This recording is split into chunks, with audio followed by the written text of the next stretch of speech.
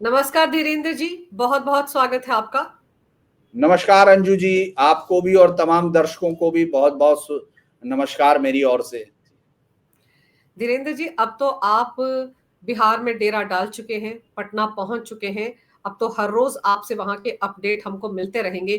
कैसा मूड है ये भी हम आपसे जानते रहेंगे। लेकिन ये बताइए कि जो मंच पर आज प्रेस कॉन्फ्रेंस हुई और जिस ऐसे लग रहा था कि बड़ा सब कुछ बड़े अच्छे तरीके से हो गया, क्या सचमुच पर्दे के पीछे ऐसा ही था?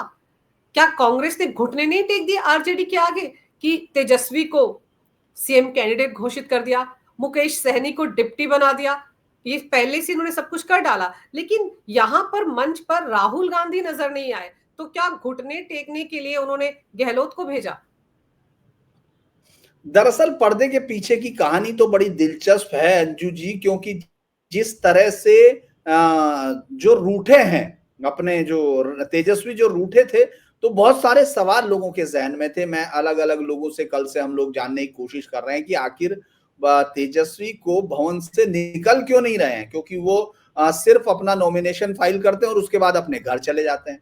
पूरे बिहार में जो पार्टी सत्ता में आने का दावा कर रही हो, और अगर वैसे भी देखा जाए तो जो पार्टी कम से कम नेता प्रतिपक्ष तो जिसका है ही, तय ही है, वो पार्टी के जो नेता हैं, वो जो सबसे बड़े नेता हैं, जो सबसे बड़े चेहरे हैं, जो वादा कर रहे हैं, जो सबको नौकरियां बांट रहे हैं, जो पूरे हिंदुस्तान में किसी ने नहीं किया, वो यहां किया जा रहा है कि हर घर से सरकारी नौकरी, जो आजकल अमेरिका या सऊदी अरब इन जैसे देशों की हैसियत नहीं है, वो उन्होंने बिहार की उसकी आर्थिक स्थिति उन्होंने बना डाली है बिना आए सत्ता में, क्योंकि वो 1 महीने के अंदर ही नौकरी घोषित कर देंगे हर परिवार को एक नौकरी।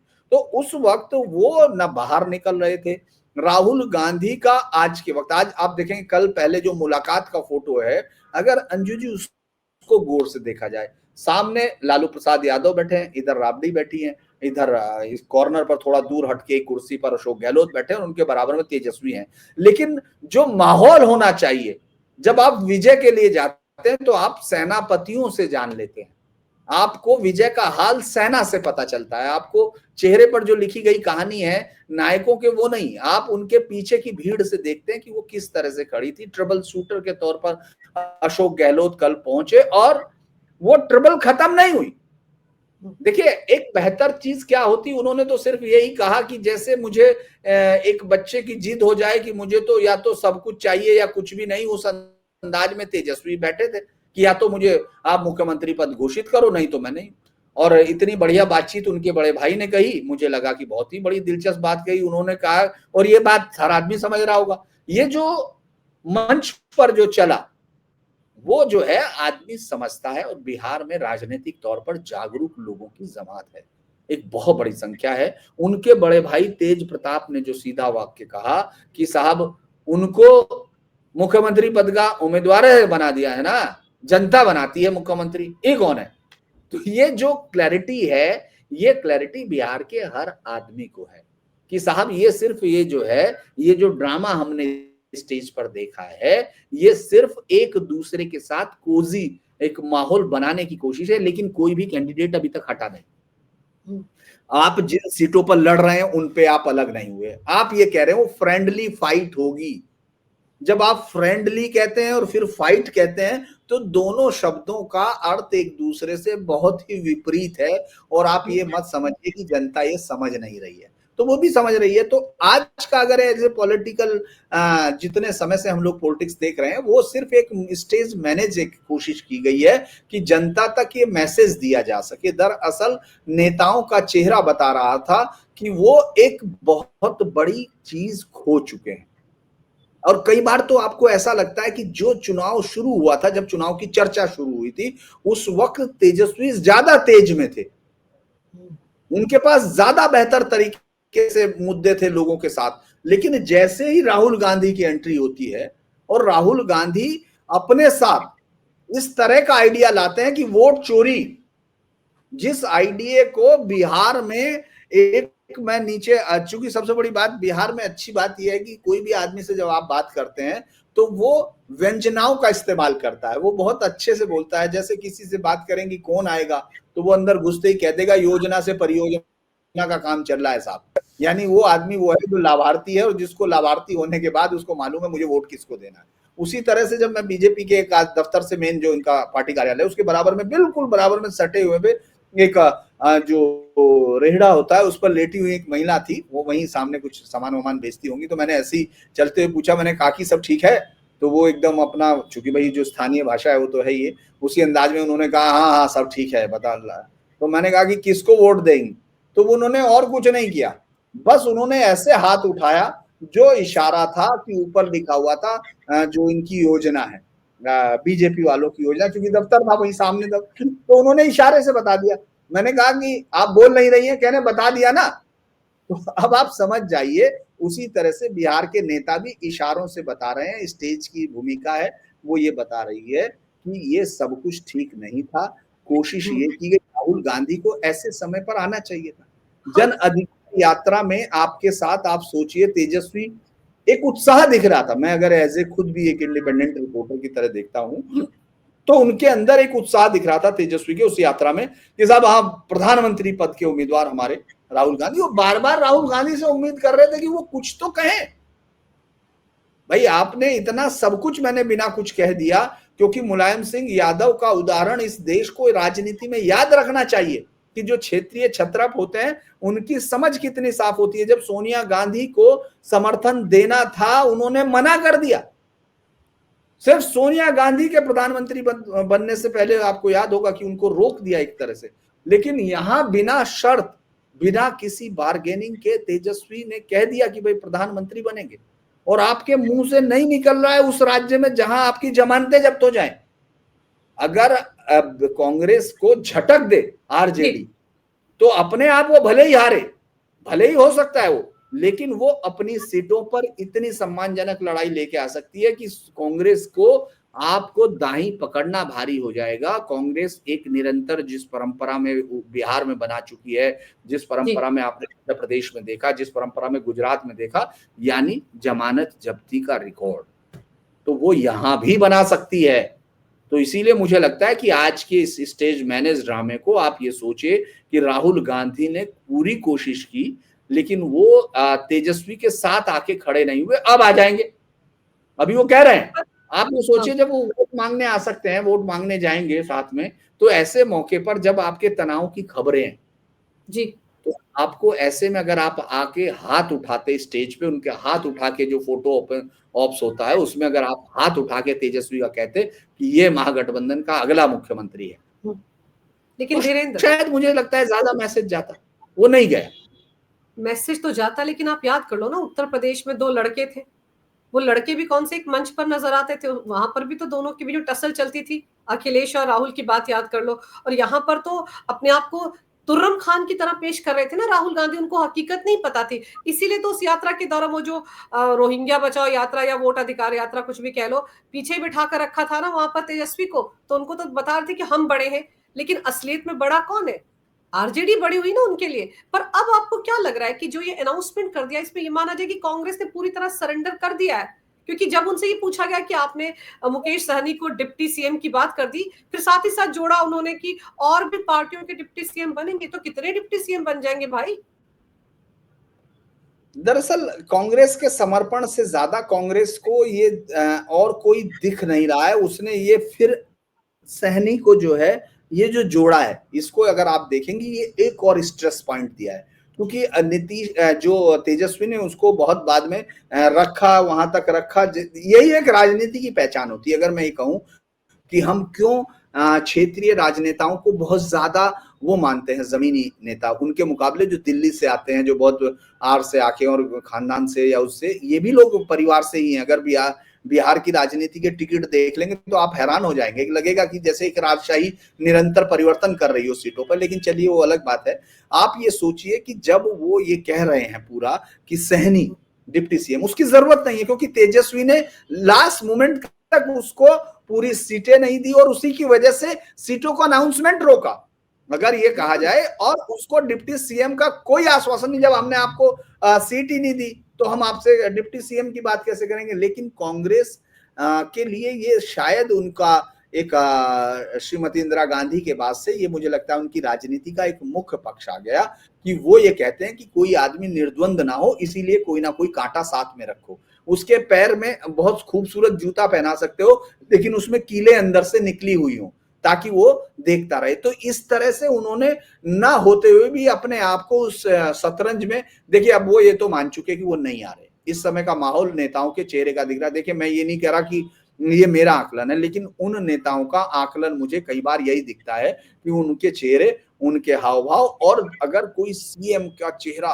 15 दिन तक किसी रैली में ना जाए, किसी उम्मीदवार के नॉमिनेशन में ना जाए, किसी तरह के पार्टी प्रोग्राम की घोषणा ना करे, सिर्फ प्रेस कॉन्फ्रेंस में आए, तो आपको खुद ही समझना चाहिए कि वो किस तरह से। लेकिन इसके बावजूद हम लोग नहीं जानते जनता का उजार क्या होता है, ये तो हम लोगों के असेसमेंट है। तो आज की डेट में मुझे लगता है कि जिस तरह से बार बार कांग्रेस बिसात बिछाकर तेजस्वी को घेर रही है, तेजस्वी पलट के जवाब दिया, और इसीलिए तेजस्वी ने नुकसान होने की हद तक इंतजार किया कि आना तो आपको पड़ेगा, मुख्यमंत्री का चेहरा तो मैं ही हूं, ये कहना पड़ेगा।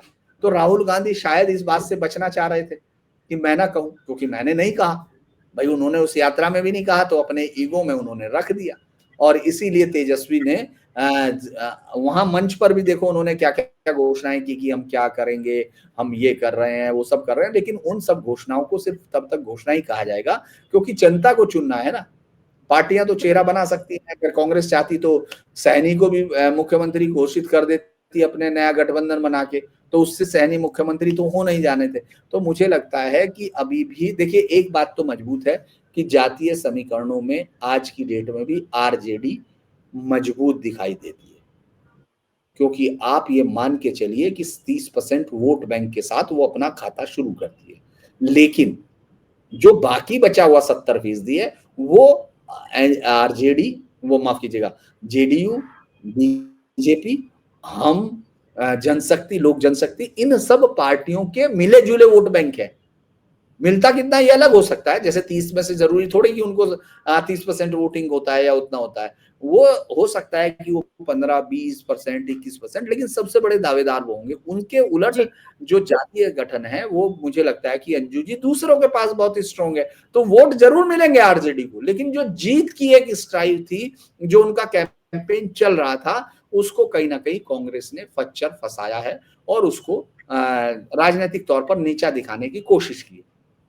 और साथ में वो जो सहनी को लपेट दिया है डिप्टी सीएम के तौर पर, वहां पर आप सही कह रहे हैं कि एक पेंच फंसा दिया है तेजस्वी यादव के साथ। लेकिन जैसे 2 दर्जन 1 दर्जन के आसपास सीट्स हैं जहां पर ये आमने सामने, जैसे आपने भी जिक्र किया, फ्रेंडली फाइट क्या होती है, या तो फाइट कर लो या फ्रेंडशिप कर लो, दोनों में से एक ही होगा, और अभी तक किसी ने भी नाम वापस नहीं लिया। तो फिर इस तरह के गठबंधन का, इस तरह की प्रेस कॉन्फ्रेंस का, इस तरह की पोस्टरिंग का मतलब क्या है?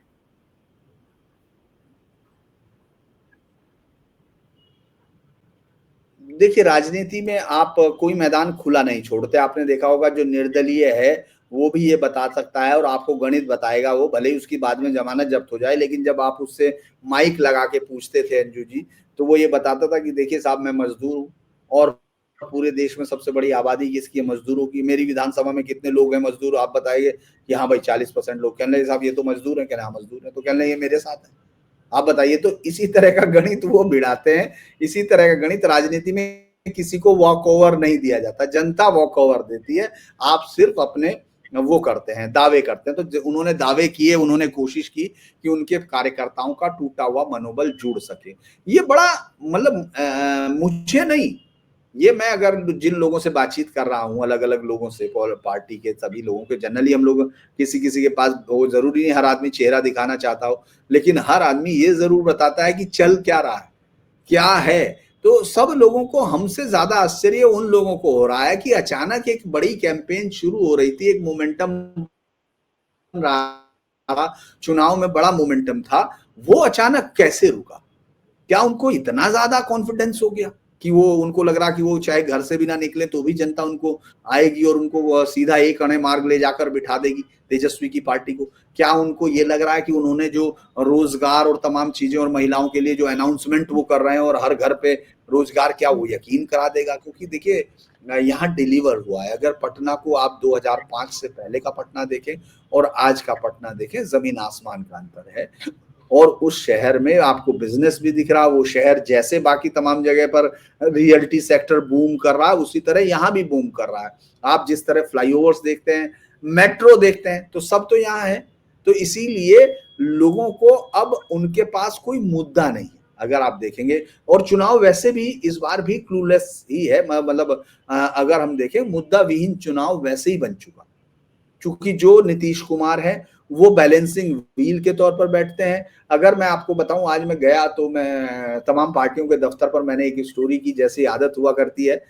मैं यूट्यूब पर अब कर जरूर रहा हूं, लेकिन अभी आते धीरे धीरे जाती है, तो मैं एज ए रिपोर्टर स्टोरी भी खोजने लगा। जबकि मेरा कैमरामैन जो यहीं से मैंने लिया था, वो मुझे कहने लगा कि सर आपको लोगों से बातचीत करनी है। अरे हमने कहा चलिए स्टोरी भी कर लेते हैं। तो मैं जब अंदर गया, मैंने कहा कि पार्टी के दफ्तरों से समझते हैं पार्टी क्या कहती है। तो आप समझो, मैं जब गया आरजेडी के दफ्तर में, तो वहां एक बड़ी खूबसूरत लालटेन उन्होंने बनाई है, पत्थर की वो लालटेन बनी है। बड़ा उसका उद्घाटन किया लालू प्रसाद यादव जी ने शायद उसका किया है, क्योंकि नीचे वो लगा हुआ था। बोर्ड 2021 में बनी थी शायद वो, जो मैं अब बोर्ड का याद आ रहा है। तो मैंने उसमें सिर्फ यही कहा कि भाई ये लालटेन है और आपने दिन में भी जला रखी है।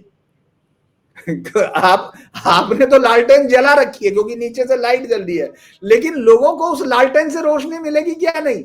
लोगों को जरूरत है कि नहीं, ये भी तो देखना होगा। तो मैंने हंसते हुए कहा कि एलईडी बल्ब के जमाने में उनको लालटेन की रोशनी चाहिए, यानी सवाल तो ये और भी है। और दिन में आपको लालटेन की जरूरत नहीं है। ये बदल गया है। तो मैं हंस रहा था कि दिन निकल गया है बिहार में, लेकिन लालटेन जल रही है। अब वो देखना है कि किसको उस लालटेन को लेके आगे चलना है। तो ये एक बड़ी वो थी। फिर दूसरा आप बड़ा इंटरेस्टिंग था कि मैं जब बाहर निकला तो राबड़ी देवी मौजूद थी, बड़ा अच्छा उनका कटआउट था बड़े वाला, और बाकी तेजस्वी मौजूद थे, लेकिन लालू जी नहीं थे। जो अंदर घुसते हैं दरवाजे से, तो उस पर जो राइट हैंड वाला पट था, वहां एक जगह पूरी खाली थी। तो मैंने एक वहां के कार्यकर्ता को पकड़ा कि भाई ये सब क्या हुआ? कह रहे नहीं साहब था जरूर, लेकिन वो उड़ गया। तो मैंने कहा यार कह तो आप बिल्कुल सही रहे हैं, उड़ ही गया है शायद समय। तो वो जब तक उनको लगा कि पत्रकार उनको कह रहा कि आप अपनी बातें बना रहे हैं, फिर उसके बाद मैं चला गया। लेकिन मैं आपको बता रहा हूँ, जो बाहर बोर्ड थे उस पर महिलाओं के लिए इतने ज्यादा माँ बहन बेटी और वो तमाम चीजें, और उन्होंने कल अपना एक वो भी समझाया कि कैसे इनकम है बेटी का, पूरा वो समझाया उन्होंने। मतलब एक मुझे लगता है कि पूरी डेफिनेशन उसको पूरा एक्सप्लेन किया उन्होंने। अब उसके बाद अगर हम जब जेडीयू के दफ्तर में गए तो मैं हंसने लगा, क्योंकि जब मैं 2020 में चुनाव कवर कर रहा था तो मैंने वो अंतर देखा कि बाहर लिखा हुआ था, बहुत ही बड़े बड़े खूबसूरत सब तरफ लिखा हुआ था, बिहार में बाहर है, नीतीश कुमार है। तो मैंने कहा कि इस बार नीतीश कुमार में एक ही मात्रा हट गई। अभी इस बार लिखा हुआ है कि नीतीश कुमार है। तो मैंने हंसते हुए, मतलब मुझे लग रहा था कि रिपोर्टर को किस तरह से देखता है चीजों को। तो वो फिर उसके बाद भी वहां देखा तो वहां भी महिलाओं की पूरी योजनाएं पूरी, और एक अंदर पोस्टर बना हुआ था जिसमें प्रधानमंत्री मोदी और साथ में उनके ये नीतीश कुमार थे। बाकी तमाम जगह नीतीश कुमार का फोटो था। बाकी तमाम जगह अगर आप वहां जाएंगे आरजेडी में तो सिर्फ लालू प्रसाद यादव के फोटो को छोड़ दीजिए, वो अंदर की तरफ जो पुराना कार्यालय के अंदर का हिस्सा है उसमें था। बाकी सब जगह तेजस्वी थे, यानी अपनी पार्टी की ताकत वहां तेजस्वी, और यहाँ नीतीश कुमार है और कोई चेहरा नहीं। लेकिन जब आप बीजेपी माफ कीजिएगा, हाँ कुछ कह रहे हैं आप? मैं बीच में ये समझना चाह रही थी कि जैसे नीतीश कुमार को लेकर आप बात कर रहे हैं, आज मंच पर भी सबसे ज्यादा बातें नीतीश कुमार को लेकर ही हुई हैं। अभी तक दर्द है भतीजे के मन में कि चाचा वहां क्यों चले गए। बोल रहे थे ना कि उनको तो सीएम नहीं बनाया जाएगा, वो तो सीएम बन ही नहीं सकते, वो उनके अगुवाई में चुनाव लड़ा जा रहा है, लेकिन अगर एनडीए आ जाते तो सीएम नहीं बनेंगे। और इसीलिए अशोक गहलोत ने भी एक चैलेंज दे दिया कि बीजेपी बताए कि अगर उनकी सरकार बन जाती है एनडीए की तो फिर सीएम कौन होगा, हमने तो सीएम कैंडिडेट का नाम अनाउंस कर दिया। इस तरह की बातें भी मंच से हो रही थी, यानी कि नीतीश को ये चाहकर भी भूल नहीं पा रहे हैं।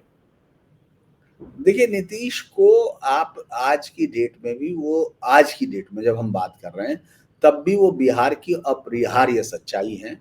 ये चुनाव उनका एक आखिरी चुनाव ज़रूर होगा, इसमें कोई शक नहीं है। 1975 के समय की जो छात्र राजनीति जो बाद में बिहार की राजनीति का भाग्य बनी, उसका भी ये आखिरी जो है पटकथा लिखी जा रही है। लेकिन मुझे ये समझ में नहीं आता, चूंकि मैंने वहां ये भी कहा है जो मैं बोल रहा था, चूंकि मैं उसी के बारे में बता रहा था, क्योंकि वो इंटरेस्टिंग जर्नी मुझे लगी। अब हो सकता है दर्शकों को लगे नहीं लगे, लेकिन मैंने कहा था बिहार की राजनीति का एक चमत्कार है, वो है नीतीश कुमार। इतनी बार तो आप दुश्मन के दोस्त के गले लग के दूसरों के घर चले जाएं, दुश्मन के घर आ जाएं, आपको कोई आदमी पूछेगा नहीं, आपको घुसने नहीं देगा घर में कि यार इनका तो कुछ मालूम ही नहीं, अंजू जी आज तो यहाँ बैठी है, कल वहां बैठ के बात कर रही थी, फिर परसों हमारे लिए कह रही थी, ऐसा हो जाए।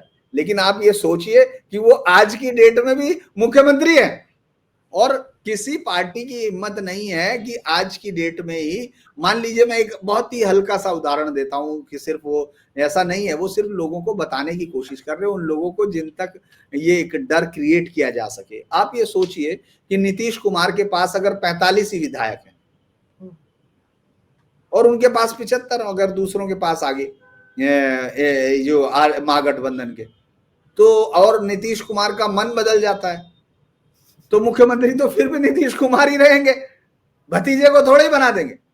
बिल्कुल। तो ये बैलेंस अभी भी नीतीश कुमार के पास है। बीजेपी इस तरह का कोई जोखिम नहीं लेना चाहती।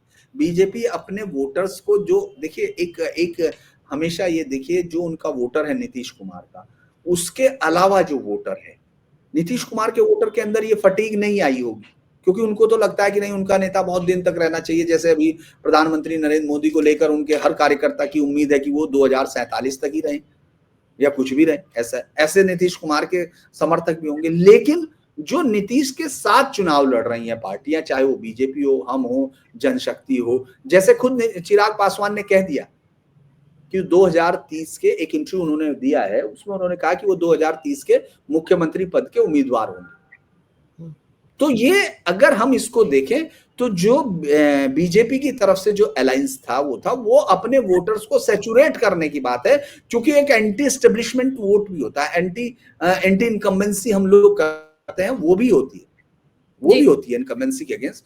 उसको सैचुरेट करना अलग बात है, लेकिन सबको ये मालूम है कि इस चुनाव के रिजल्ट से पहले तक, आज तक जिस समय हम बात कर रहे हैं, उस वक्त तक नीतीश कुमार को मुख्यमंत्री पद से हटाने का कोई फैसला बीजेपी नहीं ले सकती, कोई पार्टी नहीं ले सकती। तो नीतीश कुमार बहुत ही स्वतंत्र मजे में है, उनको कोई दिक्कत नहीं है और वो आराम से घूम रहे हैं। अगर हम बीजेपी की तरफ जाते हैं, बीजेपी दफ्तर में अगर आप जाएंगी, तो वहां आपको ये हैरानी होगी कि वहां 3 चेहरे आपको दिखेंगे। मतलब वो एक आध पोस्टर पे दिखेगा, कौन? दिलीप जायसवाल जो अध्यक्ष है पार्टी के, उनका चेहरा पहचानने में दिल्ली वालों को थोड़ा सा दिक्कत आएगी। दूसरा सम्राट चौधरी, वो है, और तीसरे विजय सिन्हा। ये 3 चेहरे जो एक आध पोस्टर, मतलब पूरे ऑफिस में अगर मैं ऐसे एसेस करता हूं तो बाहर और अंदर मिला के 4 या 5 पोस्टर होंगे, अगर वहां पोस्टर 100 के करीब लगे हुए, 60। इसके अलावा वो पूरा का पूरा चुनाव प्रधानमंत्री नरेंद्र मोदी के चेहरे पर है। पार्टी के उनके अलावा अगर किसी का चेहरा आपको वहां दिखाई देता है तो वो जेपी नड्डा का है, जो पार्टी के प्रेसिडेंट है, इसलिए उनका चेहरा वहां दिखता है। तो बीजेपी वहां एक ऐसा चुनाव लड़ रही है जिसमें वो अगर जीतती है तो मुख्यमंत्री उसका नहीं है, लेकिन एक परसेप्शन के लिए। और अगर किसी तरह गड़बड़ हो जाए, जो नहीं दिख रहा अभी आज की डेट में, पहले दर्शक है ना, वो कोई चीज नहीं दिख रही है कि कोई ऐसी स्थिति है, क्योंकि हम देख ही रहे हैं चुनाव में। लेकिन अगर डगमगाती, वीरेंद्र, मेरे को यहाँ पर आपसे ये जरूर समझना है कि जैसे समझौता ही हो गया है महागठबंधन में एक तरह से, लेकिन ये क्यों कूद रहे हैं इतने ज्यादा? पूर्णिया के सांसद जो पप्पू यादव है, आज भी मुंह सुजाकर घूम रहे थे। मतलब एक निर्दलीय है, कांग्रेस की इतनी पक्ष क्यों लेते हैं? और वहां पर ये रोना रो रहे थे कि अगर राहुल गांधी का नाम से चुनाव नहीं लड़ा गया, उनकी अगुवाई में चुनाव नहीं लड़ा गया, तो हार ही जाएंगे। उनको कतई बर्दाश्त नहीं तेजस्वी यादव। देखिए पप्पू यादव कभी जब उन्होंने शुरुआत की थी, निर्दलीय विधायक के तौर पर वो चुने गए थे, और उस वक्त बड़े फायर ब्रांड पूर्णिया के उस इलाके में, और तमाम उनके बारे में जितने भी कहानियां हैं वो तो हैं ही। लेकिन उनका लालू परिवार के साथ एक बड़ा जो होता है कि दोस्ती दुश्मनी का बदलता हुआ चेहरा उस तरह का रहा है। और उनको अभी भी ये लग रहा है कि राजनीति में उनको कांग्रेस यहाँ अपना चेहरा ना बना दे। वो देखिए, राजनीति में बिना महत्वाकांक्षाओं के कुछ होता नहीं है। तो वो पप्पू यादव को अब भी ये लगता है कि जैसे उन्होंने पूर्णिया से जिस तरह से जीत हासिल की है, वो जीत उनको राज्य की एक चेहरे के तौर पर देती है। और वो कौन चेहरा दे सकता है? आरजेडी तो उनको दे नहीं सकती, बीजेपी में उनका बहुत स्वीकार्यता है नहीं, तो ले दे के उनके पास एकमात्र पार्टी कांग्रेस है, जो उनको ऐसे समय में कहीं उनको ये उम्मीद होती है ना कि साहब मैं इतना ज्यादा उछल रहा हूं तो मुझे कुछ तो ध्यान दीजिए, कुछ तो देखिए। तो वो लेकिन उनको वो तो भूल गए सबसे थे कि बड़ी चीज, मंच पर चढ़ने नहीं दिया था राहुल गांधी और तेजस्वी जब मंच पे थे तो इनको और कन्हैया को मंच पर चढ़ने नहीं दिया गया था। ये तक भूल गए पप्पू यादव राहुल गांधी की चापलूसी में। देखिए, अगर आप राजनीति को समझते हैं तो राजनीति में इतने गले लगाए जाते हैं कि इस समय जो बीजेपी के उप मुख्यमंत्री हैं अपने सम्राट चौधरी जी, वो इतनी जगह से घूम के आए हैं कि अगर आप उनसे पूछ लें, अचानक वैसे ही पूछ लें कि अच्छा आप बताइए 2012 में आप कौन सी पार्टी में थे, तो उनको सोचना पड़ेगा। तो राजनीति इसी तरह से होती है। पप्पू यादव के लिए ये जो सम्मान है, वो जो अपमान है, वो चाहते हैं उसी को सम्मान में बदल दिया जाए। उसी को वो चाहते हैं कि मैं जिस तरह से, देखिए राहुल गांधी जी, मैं आपका सबसे बड़ा लेफ्टिनेंट हूं, हालांकि उनकी पत्नी रंजीता, जो मतलब उनके बीच में ये अलग बात है कि उन्होंने, रंजीता जी ने खुद ही कहा, लेकिन मैं ये कहूंगा कि अभी भी उनको लगता है कि कांग्रेस उनके लिए एक कोई पार्टी है जो अभी भी उनकी महत्वाकांक्षाओं को कोई परवाज दे सकती है। और अगर वो कभी हार जाए, आप ये सोचिए कि वो इस बार जीत गए तो निर्दलीय है, अपने आप वहां है, कल को वो हारते हैं तो उनको आरजेडी तो कभी राज्यसभा में वो सोच भी नहीं सकते, कभी कोई इस तरह का रिश्ता नहीं है। और अगर उनको कभी किसी से उम्मीद दिखती है तो उनको बीजेपी से भी नहीं है। एकमात्र पार्टी उनके सपने में है, वो है कांग्रेस। और अगर उसमें उनको राहुल के लिए वो खुद से, जैसे एक गाना गाया जाता था, वैसे शादियों में बहुत चलता था, राज कपूर का शायद गाना था, बेगानी शादी में अब्दुल्ला दीवाना, तो आप, है ना, तो अब आप मानिए वो है दीवाने हैं तो आप उनका कुछ कर नहीं सकती है, वो तो उनके राजनीतिक दांव है, तो वो दीवाने हैं। वो इसीलिए वो कई बार कहा जाता है चाय से ज्यादा केतली गर्म होती है। तो वो गर्म है, राहुल की पार्टी के कार्यकर्ताओं से ज्यादा वो राहुल के खैर ख्वाह हैं। तो ये राहुल के लिए अच्छी बात है या बुरी है तो उनको सोचना है। हाँ, और ये भी सोचना पप्पू यादव के लिए जरूरी कि उनके लिए अच्छा है या नहीं। लेकिन ये जो धड़ाधड़ अनाउंसमेंट्स कर रहे हैं, योजनाओं की बात करें, लोगों को लुभाने की योजनाओं की बात तेजस्वी कर रहे हैं, वो जीविका दीदी को 10,000 या 30,000 मिलेगा, संविदा कर्मियों को सबको परमानेंट कर दिया जाएगा, हर घर में एक सरकारी नौकरी दी जाएगी। ये जो बातें कर रहे हैं, क्या ये एनडीए के डर के मारे इस तरह की अनाउंसमेंट्स करने में लगे हुए तेजस्वी, या वाकई वहां के जनमानस पर इसका असर पड़ सकता है? अच्छा, एक बात मैं आपको बताता हूँ दर्शकों को। एक दोस्त ने अपने दोस्त से कहा कि यार स्विट्जरलैंड जाने की सोच रहा हूँ, कितना खर्चा होगा? दोस्त ने कहा कि कोई पैसा नहीं, 0 लगेगा। उसने कहा यार क्या बात कर रहे हो? कहने सोचने में थोड़ी खर्चा होता, जाने में होता है ना। तो अगर उनको लगता है एक राज्य की अर्थव्यवस्था जो पूरे देश के इकोनॉमिक ह्यूमन इंडेक्स पर भी, ह्यूमन डेवलपमेंट इंडेक्स पर भी सबसे नीचे की तरफ करती है, एक राज्य को जिसको अभी उठना दिख रहा है, अभी अपनी इकोनॉमी को, वहां अगर हम देखते हैं जब पूरे देश की उसमें इकोनॉमी पूरी दुनिया की सबसे ज्यादा है, वहां वो नेशनल स्टैंडर्ड को मैच करने की कोशिश कर रहे हैं। तो वहां उस इकोनॉमी में इतना कहां से पैसा आएगा, ये सब सवाल कर रहे हैं। क्योंकि हिमाचल प्रदेश को आप देख लीजिए, आप ही का प्रदेश है, जो जो वादे किए गए थे उनको फिर वापस, कर्नाटक में अभी ये सोच रहे कैसे रोल बैक हो, रेवंता रेड्डी को ये लगना कि कैसे हो। और यहां तो उन्होंने जो कर दिया वो तो अद्भुत है ना, क्योंकि बिहार गोवा थोड़ी है, बिहार कोई अरुणाचल प्रदेश थोड़े है कि इतनी संख्या है भाई, 10-20 लाख 30 लाख आपको इतने में चलिए आप सेंटर फंड आएगा। ये तो 7 करोड़ 42 लाख 48 लाख तो इनके पास वोटर है, बाकी परिवार कितने होंगे? तो ऐसे में इस तरह की योजनाओं को सिर्फ यही कहा जाता है, इस तरह की घोषणाओं को, कि आप ये तय कर चुके कि आपको आना नहीं है। और वैसे भी एक गुजराती में कहावत है, रिश्ते जब कोई डील हो रही होती है और आपको लगता है कि वो आपसे नहीं हो रही है, तो वो क्या करते हैं कि उसको कहते हैं कि चलो तुम्हारा मकान, मान लीजिए कहते हैं कि मकान कितने का है, तो वो कहेगा कि उसकी जेन्युइन कीमत मान लीजिए 10 लाख है, और वो मैंने देख लिया कि वो मेरे से नहीं हो रहा है, तो मेरे जैसा आदमी जो भी बेचने वाला है उसके पास जाके कहेगा कि भाई क्या है, तो वो कहेगा कि साहब ये 10-15 लाख का वहां से ऑफर है। कहने नहीं भाई साहब बेचना मत, बस थोड़े दिन रुक जाओ, ये 30 लाख का बिकेगा। तो वो आदमी तो बैठा रहेगा। 30 लाख, अब 30 लाख आएंगे तो पत्थर ढक रहे हैं, वो सोच रहे हैं कि जनता के सामने पत्थर ढक देते हैं कि साहब अगर ये आ जाएंगे तो हम लोगों को इतना मिलेगा। तो वहां कुछ ऐसा है नहीं, उनके समर्थकों को, अपने कार्यकर्ताओं को वो जाने के लिए कह रहे हैं, क्योंकि देखिए नीतीश कुमार का एक रिकॉर्ड है, इस बार वो भी फ्रीबीज दे रहे हैं, क्योंकि ऐसा जनरली वो नहीं करता है। लेकिन महिलाओं के लिए ये कहना पड़ेगा कि बाकी देश के मुकाबले इस राज्य की महिलाओं को सशक्तिकरण के लिए अपने जितने सीमित संसाधनों के बीच में उस व्यक्ति ने जितना काम किया है वो आपको दिखेगा। वो सरकारें आएंगी जाएंगी, लेकिन 2010 से लेकर एक ऐसा राज्य जहां सबसे ज्यादा अपराध की दर भी वो थी, बहुत सारी चीजें थी, अगर वहां महिलाएं 6%, 7%, किसी किसी कमिश्नरी में 11% पुरुषों से ज्यादा वोट डाल रही हैं, तो आप ये समझिए कि वहां वो सरकार पर यकीन कर रही हैं, वो ये मान रही हैं कि उनकी जिंदगी का बदलाव इस वोट से आता है।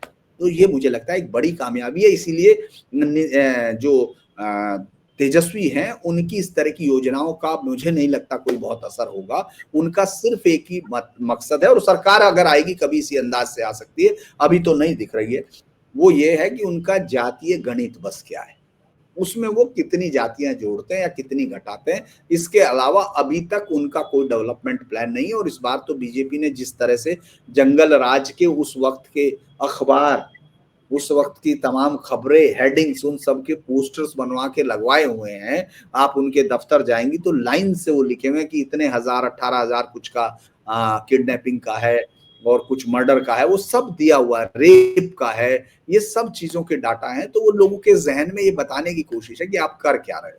तो मुझे लगता है कि ये बहुत ही इंटरेस्टिंग बात है। जी बिल्कुल, अभी तो शुरुआत कहा जा सकता है, लेकिन चलिए फिलहाल तो मुंगेरी लाल के हसीन सपने मंच पर बैठकर अशोक गहलोत ने भी देख लिए, तेजस्वी यादव ने भी देख लिए, बाकी पार्टियों के जो नुमाइंदे वहां बैठे थे उन्होंने भी देख लिए, लेकिन मुंगेरी लाल के सपने कभी सच नहीं होते हैं, वो सपने ही रहते हैं।